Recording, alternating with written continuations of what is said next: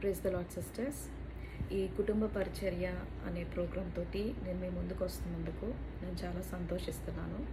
ఈ కార్యక్రమం ద్వారా నేను దేవుడు నాతో ఏమైతే మాట్లాడుతున్నారో అవి నా సహోదరులకి కుటుంబ పరిచర్య అనే ప్రోగ్రాం ద్వారా నేను మీ అందరికీ దేవుని వాక్యం పంచుకోవాలని నేను ఇక్కడికి మనస్ఫూర్తిగా వచ్చి ఉన్నాను.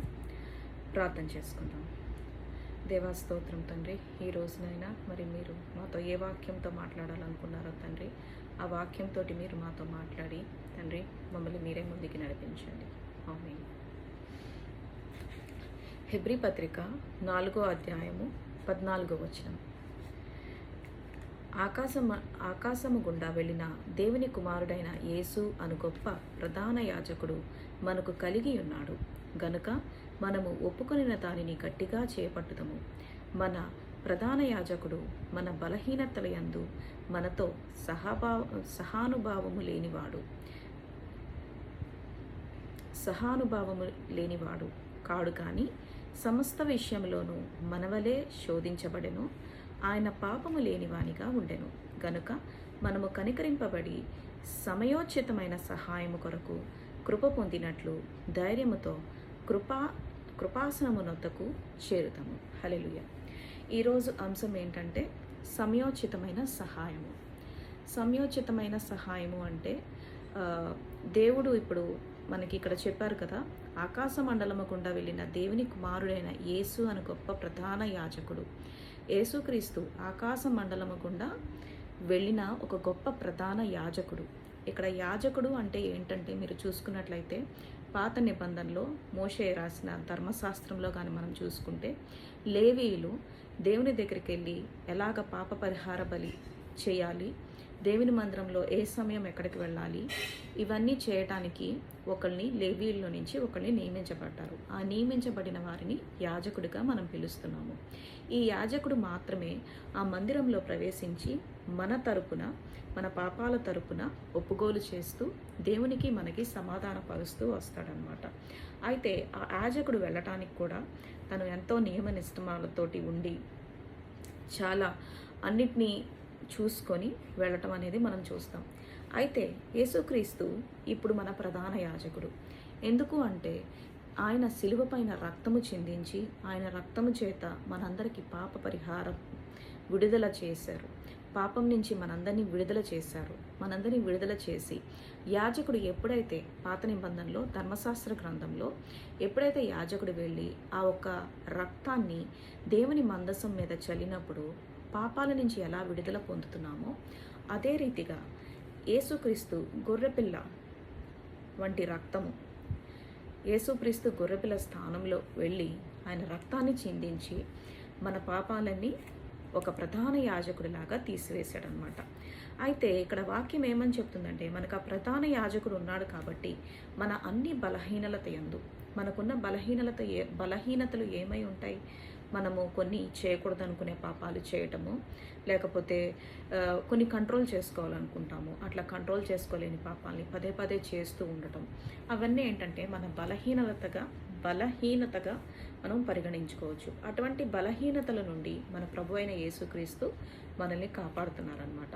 అయితే ఇక్కడ చెప్తున్నారు యేసుక్రీస్తు కూడా మన వంటి వాడే, మనతో పోల్చదగిన వాడు కాదు, కానీ మనలాగే శోధించబడినవాడు. ఈ లోకంలో ఉన్నప్పుడు ఈ లోకంలో అపవాది ఉంది కనుక ఈ లోకంలో పడ్డాడు. ఈవెన్ మన ప్రధాన యాజకుడు అని పిలువబడుతున్న మన యేసుక్రీస్తు కూడా శోధనకి గురి అయ్యారనమాట. ఆ శోధనని అనుభవించి ఆయన శోధన గుండా, శ్రమల గుండా అనుభవించి ఆ శ్రమల్లో ఉన్నప్పటికీ కూడా ఆయన నీతిమంతునిగా ఎంచబడ్డారు. హల్లెలూయా. ఆయన యొక్క నీతిని బట్టి మనం ఈరోజు నీతిమంతులుగా తీర్చబడుతున్నాం అన్నమాట. అయితే మనందరికీ మనం నీతిమంతులు అని పిలువబడట్లేదు, కానీ మన ప్రధాన యాజకుడైన యేసుక్రీస్తు ద్వారా మనం నీతిమంతులుగా తీర్చబడుతున్నాము. సో ఇక్కడ ఏం చెప్తున్నారంటే మన ప్రధాన యాజకుడైన యేసుక్రీస్తు శోధించబడినట్లుగా మనము ఈ లోకంలో శోధించబడుతున్నాము. మనము కూడా శ్రమలను అనుభవిస్తున్నాము. కొన్ని సమయాల్లో మనం తప్పులు చేస్తాము, శ్రమలు అనుభవిస్తాం. కొన్ని సమయాల్లో మనం ఏమి తప్పులు చేయము, శ్రమలు అనుభవిస్తాం. వాక్యం సెలవిస్తుంది కదా, నీతిమంతులకు కలుగు ఆపదలు అనేకములు, ఆపదలన్నిట్లో నుంచి దేవుడు వారిని రక్షించును అని. అదే రీతిగా దేవుడు కూడా ఈ లోకంలో నీతిమంతులకి అనేకమైన శ్రమలు కలుగుతున్నప్పుడు ఆ శ్రమలన్నిటి నుంచి విడిపించడానికి దేవుడు మనకు ఒక గొప్ప వాగ్దానం ఇచ్చారు. ఏంటంటే ఆయన సహాయము, ఆయన తోడు మనకెప్పుడూ ఉంటుందన్నమాట. అయితే మనం అనుకుంటాము కొన్ని సందర్భాల్లో, ఎంత ప్రార్థన చేసినా మనకి ఈ విషయం జరగట్లేదేంటి, ఎంత ప్రార్థన చేసినా ఈ కార్యం జరగట్లేదు, మనం అనుకున్న రీతిగా ఎందుకు ఉండట్లేదు అని మనుషులం కాబట్టి చాలా బాధపడతాం. అయితే దేవుడు సెలవిస్తున్నాడు కదా, సమయోచితమైన సహాయము దేవుడు చేస్తానని మనకి వాగ్దానం ఇచ్చారు. సో మనం కనిపెట్టవలసింది ఏంటంటే సమయోచితమైన సహాయం. That's why we call our God as a sovereign Lord, isn't it? So he is in control. When he has to help, ఎప్పుడు మనకి సహాయం చేయాలి, ఎలా సహాయం చేయాలి, ఆయన సమయాల్లో ఆయన కార్యాలకి మనకి సహాయం చేస్తారనమాట. సమయోచితమైన సహాయం దేవుడు మనకు దయచేయడం ద్వారా మనము శ్రమల నుంచి విడుదల పొందుతాము, మనకి కావాల్సినవి అనుగ్రహించబడతాయి, సమస్తము జరుగుతాయి. కావున మనకి సమయోచితమైన సహాయము కలుగుతుంది అన్న విశ్వాసాన్ని గట్టిగా పట్టుకోవాలి.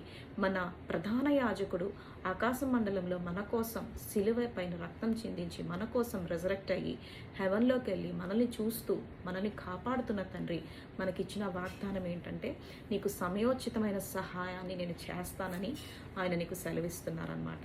కావున మనం దేనికి భయపడవలసిన అవసరం అయితే లేదు, కానీ ఆయన సహాయం మనకి తప్పకుండా తగిన సమయంలో, తగిన కాలంలో, according to his will, according to his time. Because అంటాం కదా, God's time is a perfect time. He will never be late, he will never be early, he is on right time, he will be on right time కదా. So అలాగా మనకి మన శ్రమలలో ఉన్నప్పుడు మనం దేవుని నిత్యము ప్రార్థిస్తూ ఉండాలి. ఇంకా జరగలేదు కదా అని మనం విరమించుకోకూడదు. మనం ప్రార్థన చేస్తూనే ఉండాలి. మనం ప్రార్థన చేస్తున్న కొలది మన ప్రార్థన బలపడుతూ మన సహాయము బలంగా ఆ తగిన సమయంలో వచ్చి మనకి జరుగుతుందని ఈ వాక్యం ద్వారా మీతో నేను మాట్లాడుకోవాలనుకుంటున్నాను. ఈ వాక్యాన్ని దీవిస్తారని నమ్ముచు దేవునికి స్తోత్రం. దేవా, నువ్వు ఇచ్చిన చిన్ని వాక్యాన్ని దీవించమని అడుగుతూ రానయ్యున్న మేఘంను ప్రార్థిస్తూ వేడుకుంటున్నాను తండ్రి. స్తోత్రం.